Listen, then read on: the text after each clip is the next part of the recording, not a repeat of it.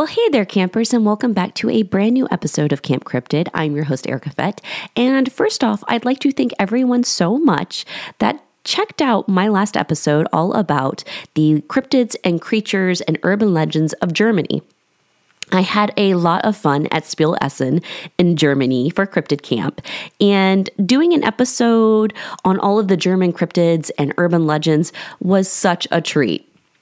But speaking of treats, I had an amazing time at New York Comic Con between cosplays, handing out Cryptid Camp promos, and judging the first ever New York Comic Con talent show, which was amazing. My entire trip was just such a blast. Now, I met so many amazing cosplayers and some other podcast hosts too, so actually getting to meet everyone at my booth was really amazing, and it was a great trip, and I just absolutely loved it. So thanks so much to everyone that stopped by my booth or even stopped me while I was walking the show floor to even just say hi. It means the world to me, and from the bottom of my heart, it is what makes me enjoy what I do so much. I am still kind of forever amazed that this is my life and I get to go to like New York Comic Con and San Diego Comic Con and all of these amazing conventions like C2E2 all over basically United States and hopefully someday like the rest of the world. But you all give me so much love and support. And so thank you so much for supporting me on the podcast and this endeavor. It's amazing. But while I was at New York Comic Con, I did pick up a few things, and I picked up some cool Dexter merch because they had an entire Dexter exhibit there on the floor of New York Comic Con, and I was lucky enough to get to go into it before the show opened. So little perks of having that exhibitor badge. But I got to go through and look at all of the little props that they had in the exhibit. I really got to take my time really looking at the little tidbits that they put in, from pictures on the wall to, a VHS collection. It was really an interesting time. And when the exhibit did open, I did get the chance to go through and get my picture taken. So I'll make sure to post it on the Camp Cryptid Reddit because I had to be on Dexter's table, right? So I had to get a picture and it was amazing.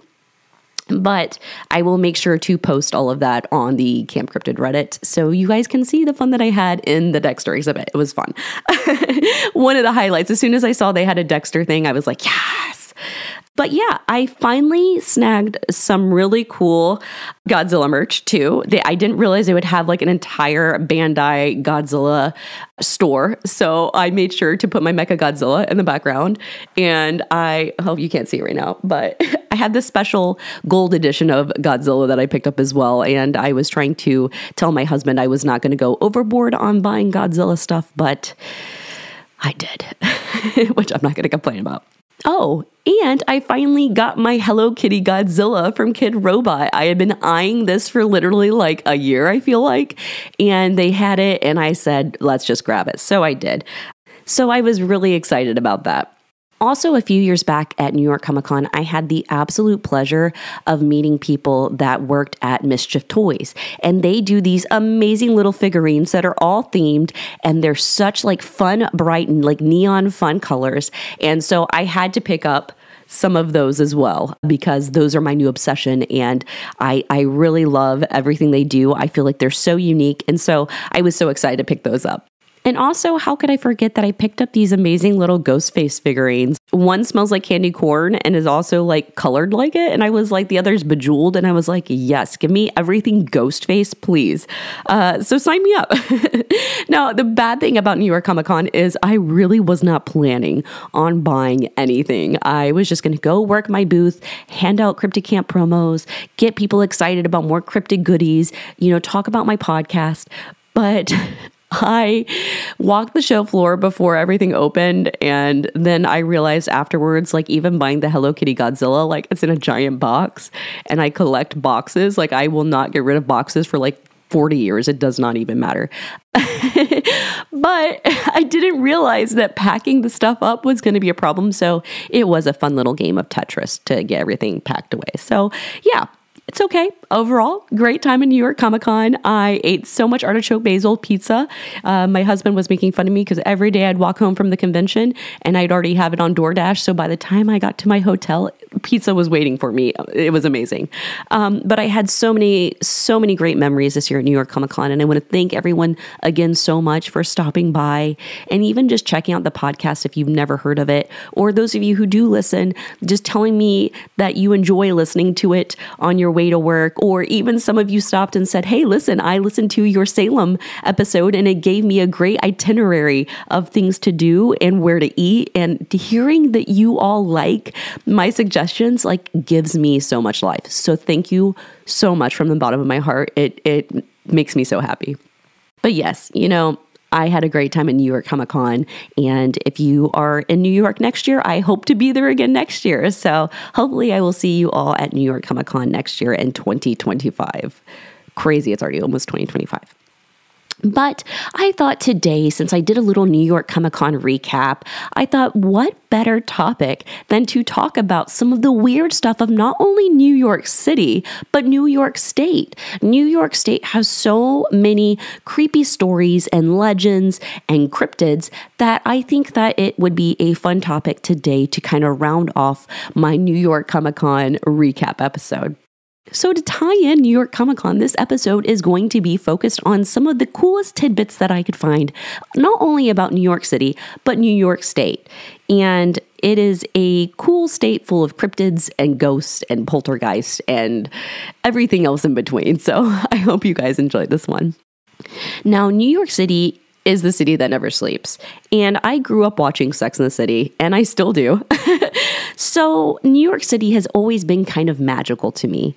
But there are some cool, creepy, and weird things that are in New York City. And the first thing I'm going to start off with is the Rosemary's Baby / Apartment 7A location that you can actually visit, which is the Dakota Hotel.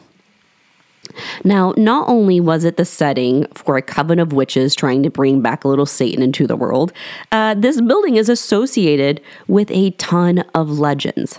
It's got poltergeists and curses, and sadly, it is also the building where John Lennon was shot outside of, so it is surrounded in some real tragedy. But many people still to this day have the feeling of being watched while they're in the building, or they see apparitions appear and disappear in the long hallways, or they hear sounds or voices coming from nowhere. So not only being full of ghosts, it looks the part, which totally adds to the spookiness of this location. Now, another fun little tidbit, a spooky tidbit about New York City is the legend of sewer alligators. And if you are in New York City, I'm sure you've heard people talk about sewer alligators, but the origin of sewer alligators isn't quite precise. No one really truly knows the actual origin. There is one story that kind of has an origin to the sewer alligators, and that story is that a family brought their kids some pet alligators, some baby alligators, and as these baby alligators started to grow and get too big for them to kind of manage, they flushed them down the toilet. Well, as these alligators made their way to the sewers, where they're rat infested and everything, they kind of just thrive there in the sewers of New York City. And since the sewers of New York City are absolutely massive and vast, and like I said, rat infested, these sewer alligators just became massive, just feasting on thousands of rats, basically. Now, to my knowledge, no one has ever really seen a sewer alligator, or at least seen one and lived to tell the tale of it. But speaking of the underground of New York City, it should be no surprise at all that the subways of New York City are also haunted. Everything from passengers seeing ghosts in the cars with them to phantom trains kind of just disappearing in tunnels. It is definitely a spooky place to be in the subway at night alone. And speaking of spooky subway stuff, there's apparently a secret track that's hidden under the Waldorf Astoria Hotel, and it is called Track 61. Now, this Track 61 used to take famous patrons like celebrities and past presidents to other places in the city secretly. The track supposedly isn't used anymore in present day, but that doesn't stop stories of people seeing ghostly apparitions or dark figures or even phantom trains around that location. But back up on land in Upper Manhattan, there is a residence called the Morris-Jumel Mansion. And it was built in like the mid-1700s, but back in the days of the Revolutionary War, this mansion was actually used as a headquarters for the Continental troops. And with that being said, it is also the longest standing surviving residence in Manhattan. And I'm not going to lie, this place totally looks the part of being a haunted mansion. If you look up pictures of it, you'll be like, yeah, that place is probably definitely haunted. But it is no surprise that with a long-standing history of being involved in wars and conflict, that the mansion is full of ghost stories as well. Now, not only are there ghosts of soldiers from the past that supposedly still roam the property, one of the most well-known and most cited ghosts on the property is actually the former owner, Eliza Jumel. Now, she passed away in the mansion, but supposedly her ghost still wanders the halls and the properties of this mansion. Now, also a fun little tidbit is that supposedly Eliza Jumel also got a discount on the property when she bought it because of several stories of a Hessian soldier that actually haunted the mansion. So it has been haunted for a very long time, and you can actually go there and do ghost tours, especially over Halloween. So if you are around New York City and you need a fun little ghost tour, definitely go check out the Morris-Jumel Mansion. That's a fun little tidbit, and like I said, it definitely looks the part of being haunted. So if you go there, you see anything, or if you have seen anything, definitely keep me posted and let me know. Now, speaking of Hessians, about 45 minutes north of New York City is a place called Tarrytown, and it is magical. And if you aren't familiar with Tarrytown, maybe you are familiar with Sleepy Hollow. Now, most of you know this area as Sleepy Hollow from the Washington Irving, The Legend of Sleepy Hollow. And I had the joy of going there a few years ago, and it truly is a very quaint little town, and it is magical. It is like Halloween 24/7. It just has this beautiful charm to it. And I felt so bad for my husband because as soon as we visited it, I was on Realtor looking for places to live in Sleepy Hollow because I was like, this is totally my aesthetic. I loved it. And if you've had a chance to visit Sleepy Hollow, you will probably agree that the cemetery there is absolutely just stunning. It's built on hills, there's tons of mausoleums, and as you're walking along, you can hear the little stream in the background, and it truly is serene. And that is also why my husband and I are like, okay, we need a plot there. But just $700,000 later, no big deal. But you probably totally get it if you've been there because it truly is magical. But the story of Sleepy Hollow and the Headless Horseman is really interesting, and most of us in the United States have grown up listening to this urban legend since we were little. It's something that's very widely known in the United States, and it is, between the movie that got released in, the 90s or something, the early 2000s, I don't even remember. But the legend of the Headless Horseman is something that I feel like we've all kind of grown up with, especially around Halloween time. But this legend is actually kind of loosely based on some very interesting little facts. So in late October of 1776, around the area of White Plains, New York, Continental troops were actually held up. Now, there is a letter that Major General William Heath actually wrote to his superiors about a very interesting little event that stuck out to him. Now, in his letter to his superiors, Major General Heath actually talked about how an American cannonball took the head off of a Hessian artilleryman, and that it also took a horse's life. Now, the area of White Plains where this actually happened is a very short little trip to Tarrytown and Sleepy Hollow. So, very interesting that this little legend of the Headless Horseman kind of has maybe a little bit of truth behind it, which is really, really fun, really, really neat, but also really, really scary. So while Washington Irving made this story into a fun little urban legend, the battle was not far from Sleepy Hollow, and we have now the documentation that an actual Hessian soldier actually did lose his head in this battle. along with a horse. So maybe this guy is kind of patrolling the area still. Who knows? But it does add a little bit of truth to that urban legend, which, we love that for Halloween time. Now, last but not least are some cryptids of New York. Now, we do have Lioness, who is one of the sea/lake/river cryptids that I talked about in my East Coast legends of like cryptids and sea creatures. And aside from Lioness and some really cool like water cryptids that we have seen around New York and around the East Coast, there are a ton of Bigfoot sightings in New York. And usually people don't associate Bigfoot sightings with New York, right? They usually associate them with the Pacific Northwest. However, if you've been to upstate New York, you are well aware that it is absolutely beautiful and magnificent rolling hills, cliffs, tons of forested area, tons of parks. So it would be no surprise that a Bigfoot could be just lurking out there. I mean, it would be a perfect location for the big guy to be hanging out. So New York State is full of so many cryptids and urban legends, poltergeists, haunted properties, haunted mansions, and haunted subways. So that is just the tip of the iceberg when it comes to New York. There is a ton of spooky stuff there, which makes it kind of fun, especially when New York Comic Con is in October. So next time you go to New York Comic Con, go visit the Jumel Mansion. Go hang out on the subway and see if you can see some creepy passengers. Or if you want to be like fun and go and track down Track 61, let me know. So since it is Halloween week, and I thought that this would be a perfect little kind of intro to Halloween, I thought of some movies that would be great to pair with this episode. I won't lie, the absolute first movie that popped into my mind when it came to New York City and when I was talking about the subways was Midnight Meat Train, which kind of goes, I don't want to spoil it, but it has been out for a while, but it kind of goes along with the haunted subway stories, right? It kind of goes along with, I'm going to say kind of sewer alligators. I don't know. If you've seen it, you know what I'm talking about. But I thought that was a really fun one when it comes to talking about New York City. I am a big fan of cinema and I'm a big fan of horror, so I had to add that one in.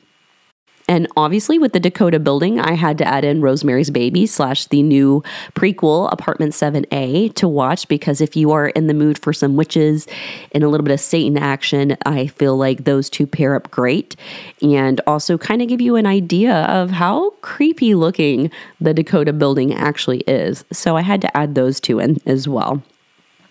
Now, a little fun tidbit that I had to add in for a movie is the legendary, iconic Friday the 13th Part 8, Jason Takes Manhattan. I don't really think I need to give an explanation for that. That one is a must watch for Halloween time, right?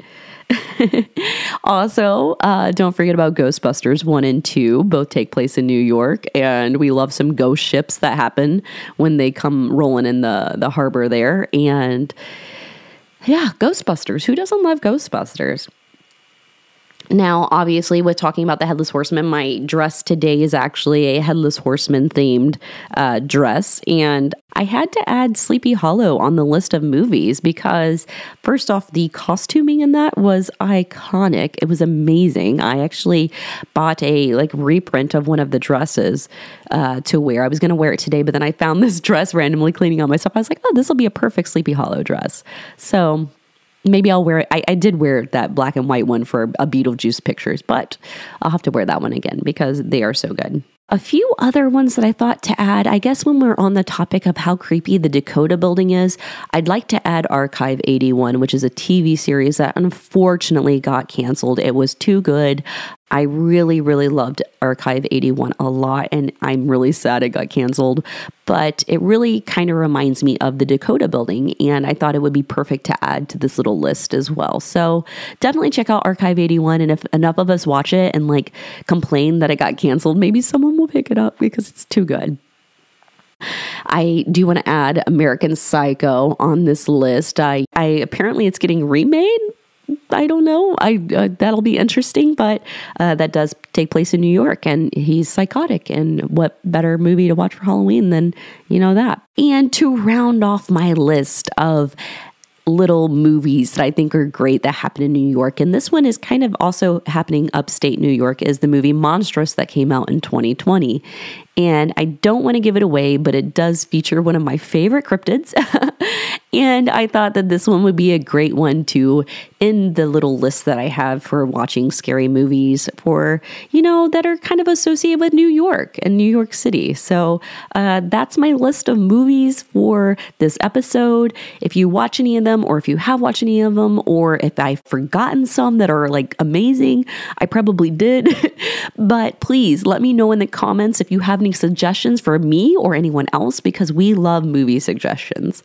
Now, aside from movie suggestions, I do want to end the episode by talking about I'm going to be doing 2 episodes this week, which is wild. I wanted to make up for last week since I was away from New York Comic Con and I didn't get a chance to drop another one last week. So we're going to do a little special Halloween episode that was picked out by my patrons, all about the folklore of Appalachia. And I thought that this would be a really creepy one to talk about for Halloween. There's tons of good scary movies like Hills Have Eyes, Wrong Turn. And I just thought, this would be a great fun Halloween episode. So thanks so much to my patrons on Patreon for picking out this episode. And I'm really excited. So stay tuned this Halloween for another Halloween episode dropping. I wanted to really do some podcasting this week, so I'm excited. But yeah, I want to thank everybody so much again for hanging out for another episode. I really wanted to try to do a fun New York Comic Con recap, but also kind of, tie in New York Comic Con to some urban legends, folklore, cryptids, and ghost stories. And with it being almost a couple days, well, oh my gosh, by the time this releases, tomorrow will be Halloween. So I wanted to get the fun, spooky stories really going for this episode. So yeah, with that being said, if you're liking what you're hearing, make sure to go to Apple or Spotify and leave me a review. And also make sure to go check out the Reddit for Camp Cryptid. We have a really good time. I posted a lot of random stuff, whether it's movie suggestions or cool stuff that's happening in the galaxy. Anything that kind of fits in the sci-fi and horror realm, you can find there. I share a bunch of random stuff. And I love seeing everybody else share stuff too, whether it's new movie trailers or just creepy events that have happened. I'm here for it. It's amazing. I love Reddit. But yeah, other than that, thanks again so much for listening. You all are the best campers in the world. And like I said, thank you so much for all of your love during New York Comic Con. It literally gives me life, and it makes me happy to know that my suggestions for travel and food, you guys like them. So I love it. But yeah, well, thanks again. And I will be dropping a Halloween episode later tomorrow. So stay tuned for that. And like I said, you all are wonderful. And hey, until next time, take care.